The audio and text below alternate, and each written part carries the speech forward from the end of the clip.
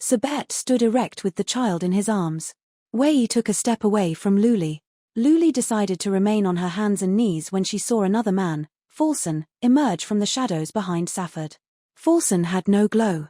He seemed to be smothered in creepy shadows and eerie darkness. She quickly turned back to Safford, who locked eyes with her. Safford's eyes were neither regretful nor repentant. He looked through Luli as if he were examining her very soul. For a moment she felt bare. She tugged at her bodice gown and pulled it tighter. Safford nodded at Sabet and he quickly carried the baby to Falson. The monk took a minute to examine the baby without touching it. He took another moment to lock eyes with Luli. She turned away and he focused on the baby again. She was a beautiful infant girl with jet black hair, oval eyes, and silky pale skin. Falson could instantly see from whom the child got its prettiness. "Long live the princess," Falson said to no one in particular. There was a gleam in his eye, the germ of an idea that everyone could see. Falson made no effort to conceal it. He wasn't simply planning and plotting for today. He was thinking far beyond this day. Luli tried to stand but was forced back down to one knee by the sheer weight of Wei's hand. "Princess?" she inquired. "She is but a common child, born to a common woman. Please. I beg you. Return my child to me." Her words fell on deaf ears. Falson never made a sound or a gesture to indicate he cared or even heard what Luli said. He tucked the child under his arm like she was a package, turned on his heels and disappeared into the darkness. Luli burst into tears. Her child was gone and there was nothing she could do about it. Safford moved closer and waited for Luli to gather herself. She stopped crying and looked up at him with pleading eyes. But there was something else in her eyes, something all-knowing and forgiving. The intensity of her gaze startled Safford out of his stoicism for a moment and he shifted his stance. She turned away. "What is your name and where is your husband?" he demanded softly but with the same powerful growl in his voice. Luli felt something stir inside of her, but she did not have the heart to meet his eyes for a second time. "My name is Luli. My husband died on the battlefield," she said proudly. "He fought with you at the Battle of Red Stone. I lost many brave and strong men that day," he assured her. "I beg you, what need does that man have with my child?" She looked up and met his eyes again. Safford didn't flinch this time. His duty was clear. "There was a miracle today, Luli," he answered. "I saw it with my own eyes and I heard with my own ears. But all miracles must be tested and tried. And this miracle did not endure. This is the need for your gift. Take comfort in knowing your child will have a good life." Luli stared at Safford. There was her answer. He'd told her exactly what she needed to know. She stopped struggling against the weight of Wei's hand. "Your brute is strong, and the man behind you is angry. As men of war, I can only imagine the horrors they've endured. I am sorry for the pain you have witnessed and for the scars left on your spirit. Please know, I am not angry with them for what they do. I wish them all good things." She smiled. It was unexpected and warm. It made Sabet stagger for a moment. Wei glanced at Safford and Sabet, and then backed off. Suddenly this didn't feel right. "You sir, your face is kind. I pray you tell my child about her mother," Luli uttered. It wasn't a request. Somehow she was confident it would be done. Safford knew she felt that way. Safford looked at each of the men. Wei's shoulders slumped. Sabet stood frozen beneath the yellow glow of the torch at the gate.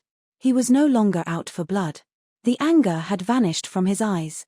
There was something about this woman, a grace he'd only seen once before. Sabet was a skilled tracker and once he tracked a rogue tiger for days. When he finally cornered the animal he discovered it was a mother with 2 small cubs. She sensed Sabet and positioned herself between him and her cubs. She knew what was coming but she waited. She would take the arrow and fight, giving her cubs a chance to flee to safety. Sabet drew back on the taut string of his bow and aimed his arrow for the kill, but he couldn't let his shot fly. The tigress was a fierce animal, but too beautiful and noble to destroy. Her name was Luli, and she too was a tigress. And yet here they were. There was only one thing left to do and suddenly neither of the fiercest men from Safford's most trusted squad wanted to do it. Safford summoned his inner resolve, and nodded to Luli. She smiled again, broader and unafraid. Sabet had seen this image before, Safford closing in, offering a noble but defeated warrior an honorable kill. He'd seen Safford's actions many times on the battlefield after the chaos of war had subsided and humanity wedged its way back into the hearts of hardened men. Mortally wounded men sprawled on the battlefield had no chance for survival. They were as unnecessary as a broken arrow and bow. Yet they were warriors who had given all they had to protect the kingdoms they served. They deserved more, and Safford compassionately saw to it that they received all they earned, a warrior's death. One glance from Safford and beaten warriors knew the afterlife would soon be upon them. It would be quick, merciful, and final. It would be a glorious transition. They welcomed Safford's sword with smiles similar to Luli's. Such was the expression on Safford's face as he took 3 powerful steps and stood over Luli. Sabet had seen it before. But this time he had no stomach for it. This time he turned away as Safford stood over Luli and drew his dagger. In the patient chamber, Kaelin stared into Shayla's swollen, red, and crying eyes as she lay in bed and he loomed above her. She clutched her beautiful dark-skinned baby as Eowyn stood behind Kaelin and cradled the stolen female child. Loaza, an elderly woman with an oak branch cane, listened from behind the rice paper privacy screen. She bore a striking resemblance to Eowyn with a similar pug nose that seemed out of place among the chiseled cheekbones and hauntingly wise old eyes. Shayla glowered at Kaelin. If every inch of her body wasn't consumed by pain, she would have gotten up and slapped him, regardless of the consequences. "How can you ask such a thing of me, Kaelin?" Shayla balked. Her tone was ripe with disrespect, but at this point she had no patience for formalities. She needed to talk sense into her husband, not reason with her king. Kaelin stared coldly at her. He wasn't budging. "There are duties a queen must fulfill for the good of the kingdom," Kaelin said blankly. Shayla balked at his statement, for the good of the kingdom or for the shame of the king. Shayla was red-faced now and tears were streaming down her face. Kaelin reached to wipe away her tears, but she slapped his hand. She scowled. "On this day there is no part of me that desires your touch." As her words echoed loudly through the patient chamber and down the passage, the 2 babies suddenly began to cry together. Eowyn tried to calm the almond-skinned beauty as Shayla rocked her gorgeous brown-skinned treasure.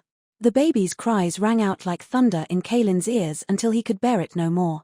"If you insist on keeping that child," he roared, "she will be nothing more than a servant and she will serve the true princess as such."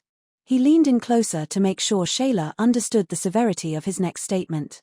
"Shayla, I promise you, on pain of death, if I see a sliver of her umber skin I will have her head." He turned to Eowyn and laid his sturdy hand upon the crying child's head. "You will take this child and you will prepare her as a princess, and as my heir." He nodded angrily to Eowyn and she quickly placed Luli's baby into Shayla's arms.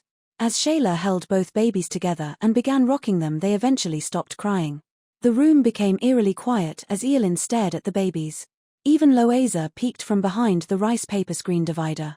The only sound was a pleasant cooing both babies made. And for Shayla, her admiration of the beautiful babies was followed by the sudden and unmistakable feeling of peace. Kaelin gawked at the children dumbfounded. He had wanted Shayla to be as ill at ease as he, but now, she, Eowyn and Loaza were marveling at the babies, not focused on his temper tantrum. He stormed out and slammed the door behind him. Eowyn moved closer to admire the children. "It is quite astonishing.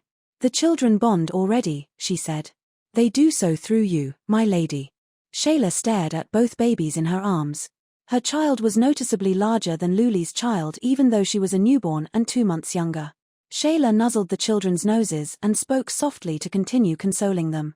"You are both too young to have faced the scorching temperament of the king," Shayla whispered to the children. "However, like fine silken ash, you shall burn no more. This is why I will call my child, Diamori Onzu." She kissed the forehead of her umber-skinned infant. "Embers of black jade," Eowyn exclaimed. "It is a very fitting name, my lady." Shayla kissed the forehead of Luli's child.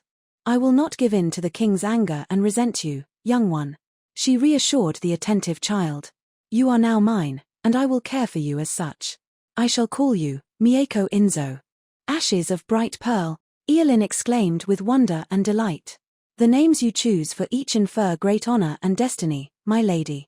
"I would have it no other way," Shayla clarified as she held the babies closer to her bosom.